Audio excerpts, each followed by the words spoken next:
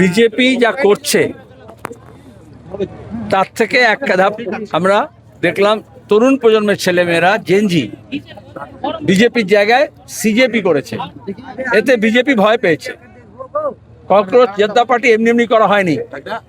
দুর্ভাগ্যক্রমে আমাদের সুপ্রিম কোর্টের বিচারপতি চিফ জাস্টিস বলেছেন, যারা ডেলিভারি বয়, যারা বেকার ছেলে মেয়ে, যারা গরিব ছেলে মেয়ে, আমরা যারা আন্দোলন করি, দাবি দাওয়া করি, খেটে খাওয়া মানুষের পক্ষে শ্রমজীবী মানুষ, তাদেরকে তিনি আরশোলা বলে অপমান করেছেন। আরশোলা ইংরেজিতে ককরোচ। সেই জন্য এটা সোশ্যাল মিডিয়ার এটাই হচ্ছে শক্তি।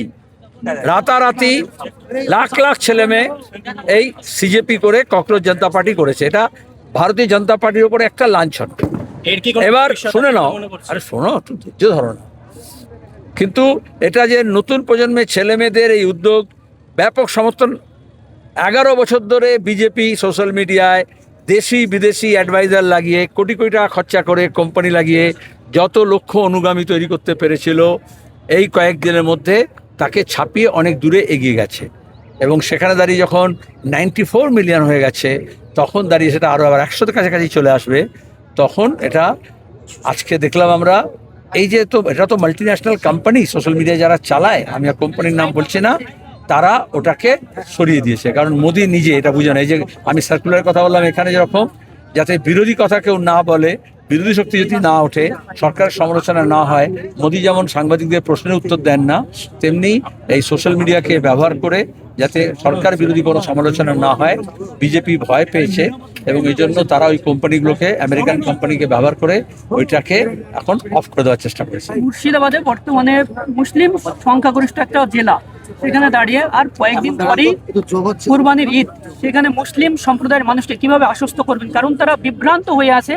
এই যে নতুন সরকার গঠন হয়েছে রাজ্যে, সেখানে একটা 1950 সালের আইন কার্যকর করছে। এটা শুধুমাত্র মুসলমানের ব্যাপার না, শুধু মুর্শিদাবাদের ব্যাপার না। প্রশ্ন করেছেন ভালো। আপনারা দেখেছেন গত এক সপ্তাহ ধরে আমরা সিপিআইএম আবার প্রথম এটা নিয়ে সক্রিয় হয়েছি।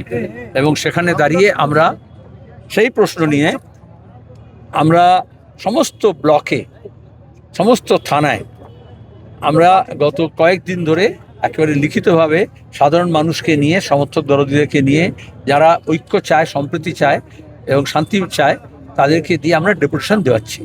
সেখানে কিছুটা এই যে উত্তেজনা তৈরি হয়েছিল, কিছুটা প্রশমিত হয়েছে।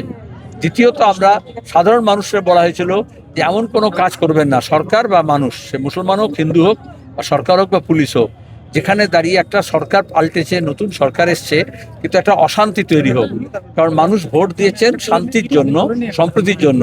সেই অশান্তি তৈরি যদি হয়, সেটা ঠিক হবে না। এবং মুর্শিদাবাদ মালদার জেলা খুবই এসব ব্যাপারে, আপনারা দেখেছেন ওয়াকাফের সময়, এসআইআরের সময় সেন্ট্রাল এজেন্সি থাকে, স্টেট এজেন্সি থাকে, বিজেপি তৃণমূলের লোকজন থাকে, তারা একটা দাঙ্গা হাঙ্গামা লাগিয়ে দিতে পারে। শোনো, আমি ধন্যবাদ জানাবো মুসলমান সম্প্রদায়ের মানুষও বলেছেন যে ঠিক আছে, যতক্ষণ না আইনি ফয়সলা হচ্ছে আমরা করব না। কিন্তু বিপদে পড়েছে যারা গো পালক, যারা গো প্রজনন করে, যারা দুগ্ধ ব্যবসায়ী, দুগ্ধ চাষি, এখন তারা বিপদে পড়েছে, তারা প্রতিবাদ করছে। বিজেপি বুঝুক, ওরা ভেবেছিল একটা বিশেষ সম্প্রদায়কে জব্দ করব। কিন্তু আমাদের এখানে কৃষি বলো, ব্যবসা বাণিজ্য বলো, হাট বাজার বলো, দোকানদার বলো, পশুপালন বলো, এটা একটা নির্দিষ্ট ধর্মের ব্যাপার না। সব ধর্মের মানুষই আছেন। আরে যদি চামড়া না পায়, কাঁচা চামড়া যদি না পায়, ট্যানারি বন্ধ হয়ে যাবে। যদি ট্যানারি বন্ধ হয়ে যায়, তাহলে আমাদের যে সবচেয়ে লেদার গুডস, আমরা যে চামড়ার ব্যাগ, জুতো আমরা রপ্তানি করি, সেগুলো ক্ষতি হবে। আসলে বিজেপি চায় বড় বড় কোম্পানি যারা তাকে টাকা দেয়, তারা বিফ বিদেশে পাঠাক, আরবে পাঠাক। এই যে মোদি গিয়ে ইউএইতে গিয়ে গলা মেলায় না, তো সেখানে ভালো দুধ, ভালো গরু পাঠিয়ে দেওয়া হোক, আর এখানে যাতে মানুষ না খেতে পায়, সেটা হবে না। আজকে বিকাশ রঞ্জন ভট্টাচার্য এই গরু ব্যবসায়ীদের, দুগ্ধ ব্যবসায়ীদের পক্ষ থেকে কোর্টে গিয়েছিলেন এবং এখন রায় রিজার্ভ করে রাখা হয়েছে। শুনানি হয়েছে। 1950-এর আইনের রেফারেন্স দিয়েছ। 1950-এর আইনের মধ্যেই দুটো জায়গা আছে। এক, ধর্ম পালনের জন্য বিশেষ বিশেষ দিনে, বিশেষ বিশেষ সময়ে সরকার ব্যতিক্রমী ঘোষণা করতে পারে। সেটাই হয়ে এসছে। তাহলে সেটা করতে পারতো সরকার, বা এখনও করতে পারে।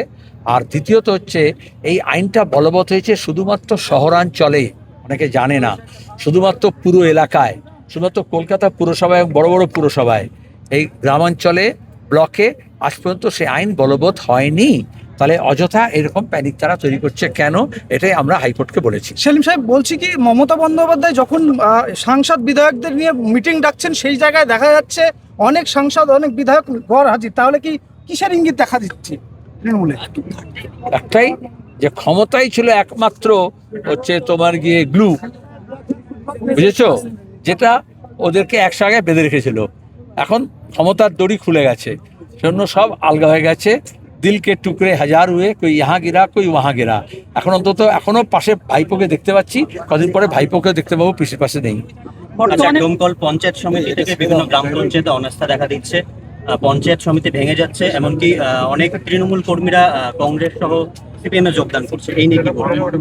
প্রথমত রাজ্যের মানুষ তাদের প্রতি অনাস্থা জানিয়েছেন, সেই জন্য যারা পঞ্চায়েত, পুরসভা, জেলা পরিষদ চালায় তারাও বুঝেছে মানুষের অনাস্থা আছে। এই সুযোগে তৃণমূলের মধ্যে অনেক নিজের মধ্যে অন্তর্বিরোধ ছিল, তারা একে অপরকে বরদাস্ত করতে পারছিল না। এই তৃণমূল তো প্রধান উপপ্রধান একে অপরকে খুন করেছে, এরকম উদাহরণ আছে। সেই জন্য দেখা যাচ্ছে অনাস্থা আসছে, এবং মমতা ব্যানার্জি এই জন্য অনাস্থা 2.5 বছর করতে পারবে না, এরকম একটা আইন করেছিলেন, না তো প্রতিদিন অনাস্থা হতো। তো এটা কোনো খারাপ না, কারণ মেজরিটি যার থাকবে সেই চালাবে। কিন্তু এই যে এই দল থেকে ওই দলে চলে যাচ্ছে, এই দলে কংগ্রেসে চলে যাচ্ছে, এটা ঠিক নয়।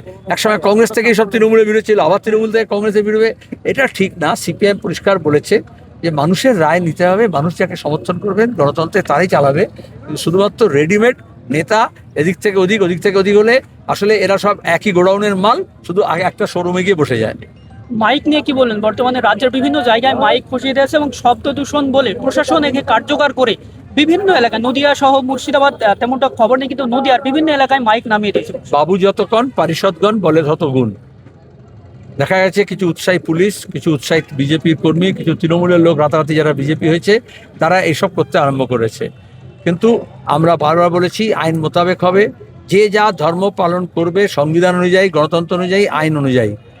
একজনের ধর্ম পালন, উৎসব পালন যাতে অন্য কারুর কষ্ট না হয়, বেদনা বা যন্ত্রণার কারণ না হয়। আবার অন্য একজনের আনন্দ উৎসবকে যাতে ম্লান করা হয়, ধর্মাচরণকে বাধা দেওয়া হয়, সেটাও করা যাবে না গণতন্ত্রে। প্রত্যেকের নিজস্ব পছন্দ অনুযায়ী ধর্মাচরণ করতে পারে, এটাই অধিকার। কিন্তু মাইকের ব্যাপারে অনেকগুলো জায়গায় গেছিল পুলিশ প্রথম উৎসাহ চোটে, কিন্তু তারপরে একটু স্বস্তি পেয়েছি। আমরা যখন আপত্তি করেছি, জানিয়েছি যে গা জোয়ারি করে কিচ্ছু হবে না। আপনারা যেমন প্রতিশ্রুতি অনুযায়ী ভোটের আগে যে বক্সিপুর ঘাট ব্রিজ, এই ব্রিজটা কবে থেকে জনসাধারণের জন্য কাজ শুরু হবে বলে মনে করছে? এটা তো রানা ভালো বলতে পারবে। রানা এখন সরকার, এখন তো মুখ্যমন্ত্রী হয়েছেন, 5 জন মন্ত্রী হয়েছে, কিন্তু সব দপ্তরে মন্ত্রী তৈরি করতে পারেনি, তাই তো? আগে মন্ত্রী তৈরি হোক, তারপরে আমরা সেই দপ্তরের এবং জেলা পরিষদের কাছে আমাদের পার্টি আন্দোলন সংগ্রাম করবে, রানাও বলবে, এবং ওই দুপাশের রাস্তা করে দেবে। হয় তারা করবে, তাহলে এমএলএ নিজে উদ্যোগ দাঁড়িয়ে পার্টিকে, যুবকে সঙ্গে নিয়ে আমরা শ্রমদান করে 2 রাস্তা জুড়বো। এই ভিডিওটিকে লাইক করুন, আপনার গুরুত্বপূর্ণ মতামত কমেন্টের মাধ্যমে আমাদের জানান, এবং আমাদের চ্যানেলের ভিডিও সবার আগে দেখার জন্য ইউটিউবে গণশক্তিকে সাবস্ক্রাইব করুন, ফেসবুকে ফলো করুন এবং শেয়ার করুন আপনার পরিচিতদের মধ্যে। আমাদের চ্যানেলে আপলোড হওয়া ভিডিও নোটিফিকেশন পেতে বেল আইকনটি ক্লিক করতে ভুলবেন না।